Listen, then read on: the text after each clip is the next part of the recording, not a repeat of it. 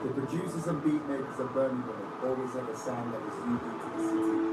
So unique that even though Grime was born in East London, there's definitely been times when Birmingham influence has been dominating and driving the sound of the genre as a whole.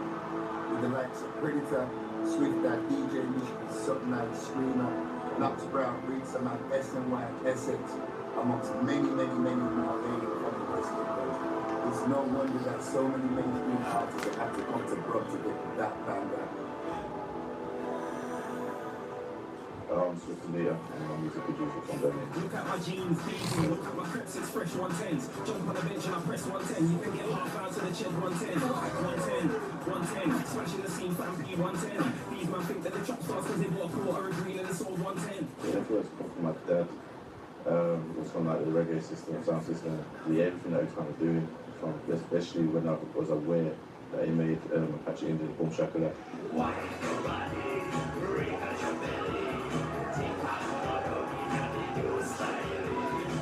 So my dad is Mulligan. He had a sound system back in the day. He was playing a lot of like reggae and roots music and all that. He's a music producer as well. Yeah, I felt followed everything that he was doing, watched everything he was doing from studio to being back at the house, just cooking up and up. So I was just kind of watching everything and just analysing and seeing what I can take and then put into my own production on it.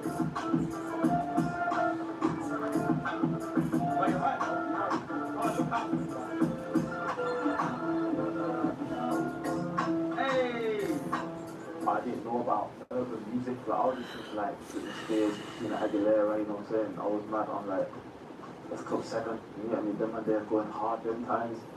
And then first urban music I heard, Usher, you get me? Yeah, T-Pain too. You get me? That was my tune for a second. And then I found out about Channel U. And then that's when I first found out about Channel U. And then I heard Lethal Be how, you see from there, my world was spongy.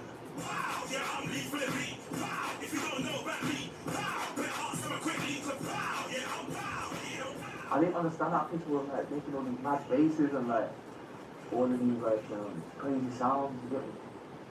Then that's when my guy Rinser, man, he put me on, you get me? He was like, yo, here's a pack hold this, taught me reason.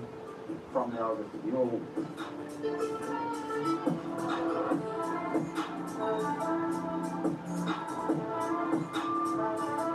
So I took up a temporary job at iForce in Redditch, a warehouse job. I was fed up with it, like I just didn't want to put in the hours for work. I knew that's not what I wanted to do. And I always said to myself, like, I'm never going to get a normal job, like, music's going to be the only thing I'm going to do. So when I was working, I was pissed off every single day. Came home one time, just fuming, thinking, why is this my life?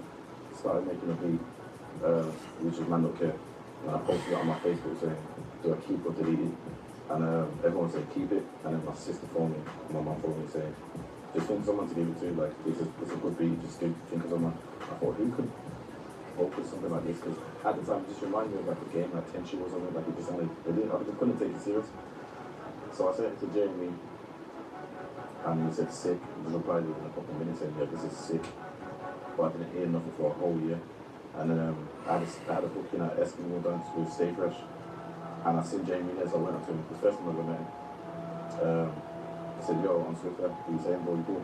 He said, oh shit, I got something to give you. So he gave me his phone and played the video, and I had to take the phone somewhere else and do all the music like that. And it was Man Don't Care. I was like, nah, this is the beat that I gave you.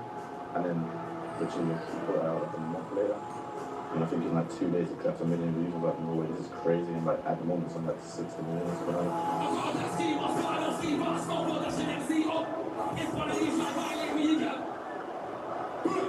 We've done some crazy rounds, man. And then after the back of that, that's when we've done came with 3 remix as well. So, and then working with Storm doing a lot. So it was all like a snowball effect from there. 2009, 2010, that was when that's when my music and my beats and that was really starting to pick up at this point. But when we was making beats and that, obviously everyone knows that Rinser was my right hand man in it, so me and Rinser was making beats. But I came in on the bassline thing first and foremost, really and truly.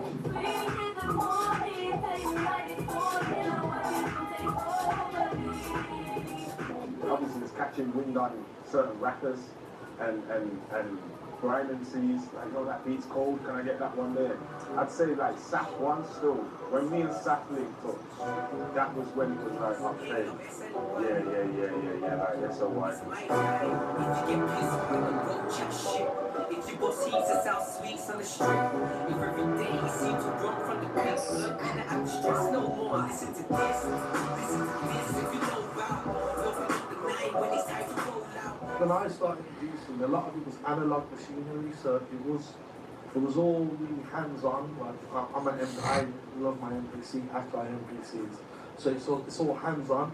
These days, a lot of it is clicking buttons. Before, like I said, you would have to go and get a record to make a beat. I'd have to go and buy a record, sit there, and I'd listen to the whole album or find a piece. Then I would chop it up into, well, either individual samples or time stretching. Now, these days, I make beats on an iPad on the go sometimes. Now that the iPad has all the same technology that I used to use. Urban Monk, when I first started making music, his studio was the studio. As far as I was concerned, when Londoners came down, the proper ones and that, they went to Urban Monk studio. It was the main point of contact for music shit, and he produced a lot of tunes, man. A lot. Like the tunes, I'm on a tune with Marks that was recorded there. At the time I was there was a time I was there with Wiley and Marks.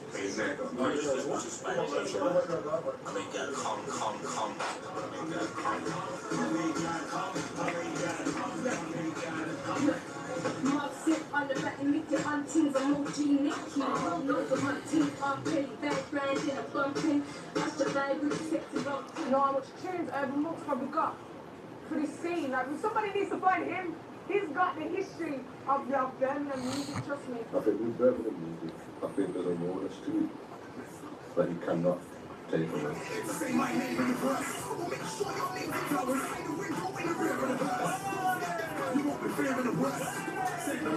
And if the artists are true to themselves and they come wrong, they will do well. If you do it at 10, we do it at 11. Because we have to go the extra mile just for you to hear us. We don't have record labels, we didn't have, we'd have the main, A&R on our doorstep. So our sound has to be louder, bigger and better. Look at my jeans, diesel. Look at my creps, it's fresh 110s. Jump on the bench and I press 110. You can get half out to the shed 110. 110. Smashing the scene, fam, be 110. These men think that the trap stars because they bought a quarter of green and they sold 110. Ozzy Osbourne, raw artist, he's got your own sound. Look what happened to him, he stayed true to himself. Huge pioneer again. A lot of UB40, you know what I'm saying, pioneers, they have their own sound, kept true to themselves, but stuck within the genre. Look how far they got. And you got like the Millions, they stayed true to themselves and they do really well, man. You know what I'm saying? We have got some quality, we've got a quality sound in Birmingham. Basically, when I first started, and you know, you had man like Rinse Man, SNY, Shadow of the Beat. Let's fucking get them. You know the G code, installed from Young Nash Street Mode, Valiant Bloods for the Creek Mode. Yo, famous, but I didn't really get to lead role. So I grew up with them kind of man, you get me, so. But they was all making grime, I was more into like the rap thing. For me, big producers, I don't even mention, you've got Predator, you've got Screamer, I grew up on baseline. You've got the Cypher, aka people known as Shaka Man. They were kind of the producers that I worked with that helped Roxanne become Roxanne and get her confidence. I have to give them their flowers. I have to give the likes of Predator. Predator was in Last Dance when I was in Last Dance when 14, 15, like making beats, he was doing that from then. Don't you know I've been a cold broken lyrics over most of it known to folks, and if you know you know, but if you don't, you know, not in a book for both predicament, so you know. Holy smokes, I gotta overflow the scene because I need my G to be real. Cause life has been a roller coaster. I don't want to take a road to know, I don't know. Man like Swifter, I met Swifter when I was 16. Swifter is a year younger than me, so I met Swifter. Bro, yo, you with us now, bro? Like, I don't know what you're thinking, but you with us now. You know what I mean? Because he was ahead of his time, man. I said I feel like I've just been winging it, bro. Honestly, like, my passion is music anyway, so I've just always been, like, looking up for, like, whoever I feel is a dope artist, I've always just gave music to, you know what I mean? I just kind of sing where it's back from there. I've never actually had a plan on how I was going to get to where I wanted to get to. I just knew that music was what I was going to do as a career. And the artist that I like is who I'm going to work with. Okay, so the Major was not just a studio engineer or not just somebody who ran a studio. He was basically the most important person in the city that used to do music. His studio has been open, the Gem Building and Vomit. So I think before I was even MCing, bro, as far as I can think back, 1995. Like the man's talent was exceptional. Engineering, recording, programs, programming, apps, you name it. Listen, Major was just a godfather, bro. That's just it. You don't, like I just say, you don't. If you've done music and you're from Brum, you know Major. It's as simple as that. Major was more than a music producer, more than an engineer. He was like a big brother. He was like a father figure. Like, I miss him and I love him to bits. You know we would call him Major. Yeah, that's Pops to man. That's Pops. Yeah, like, you get me. That's Pops. You get me. And going in Majors was crazy. It's like the dungeon, literally down underground thing, dark, gloomy. You get me. Bare posters and that. You get me. Yeah, a real 100%. Like, he's not letting you chat no shit in his booth, bro. Yeah, he just showed me the ropes from young. Like, I never felt any kind that I had to act a certain way within his studio, like as I did in others. I could always be myself. I don't know what Major's account was like. I never looked at Major as how much money was Major got. I've never looked at him like that ever for 1 minute.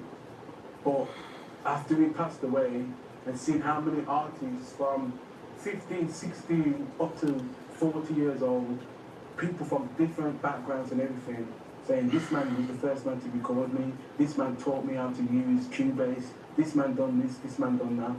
And to me, that type of legacy in your community and in people's hearts, you can't pay for. I can tell who's ready for the break. I can tell you never went majors. I can tell who's left to take dangerous. I can tell who's begs to be famous. And I can tell who's ready for the break. I can tell you never went majors. I can tell who's left to take dangerous. I can tell who's begs to be famous. And I can tell who's ready for the break. That song there comes straight from my heart. It's produced by Off-Key called Never Went Majors. And we started making a project for Major. And obviously there's going to be a lot of emotion on the tracks, a lot of sad things throughout the verses. But that one day I was having a moment in the studio, and you know, we were having a good vibe in there, which he would encourage us to do. And that came to me, and I wanted people to feel a good vibe rather than just feel sad when you hear a song about him, because, you know, like, he'd always uplift us and make us feel good. So if I can do that for the people that love Major, and obviously I do myself, like, that is a representation of it. So every time I hear that song, it puts a smile on my face, and it makes me more happy to celebrate him rather than to be sad and dwell and just celebrate the good things that he showed me, you know what I mean? It would be easy to think that we're coming to the end of a story here. But the icons who we spoke about weren't building statues, they were building a stage. And now, the performance has just started. The eyes of the world are ours. And we're ready.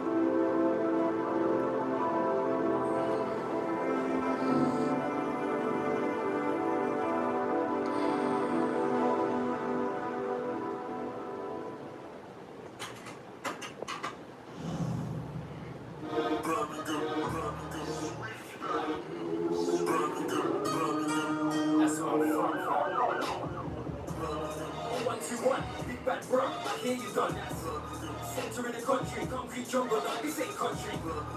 West of the mix, best of the biz, this way that is that. Black boy town, but I'm back in the down, we don't be surrounded.